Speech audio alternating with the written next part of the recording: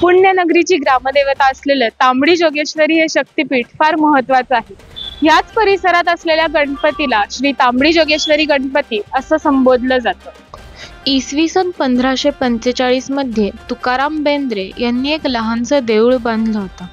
त्यावेळी मंदिराच्या आसपास नुसती शेती होती। पूर्वी या मंदिरातच गणपतीची प्रतिष्ठापना होत असे, पण कालांतराने स्वतंत्र मंडप उभारून तिथे पितळी देव्हाऱ्यात या गणपतीची स्थापना केली जाऊ लागली। सध्या चांदीच्या देव्हाऱ्यात बाप्पा विराजमान होतात।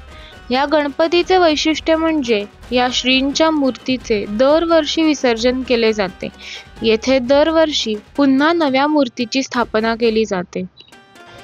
कसबा गणपतीप्रमाणे 1893 साली सुरू झालेल्या सार्वजनिक गणेशोत्सवात श्री तांबडी जोगेश्वरी गणपतीला मानाचं दुसरं स्थान मिळालं। या गणपतीला आमचा विनम्र प्रणाम। तालमीत स्थापन झालेला गणपती कोणता तुम्हाला माहिती आहे का? माहित असल्यास आम्हाला कमेंट्स मध्ये नक्की कळवा। बोला गणपती बाप्पा मोरया।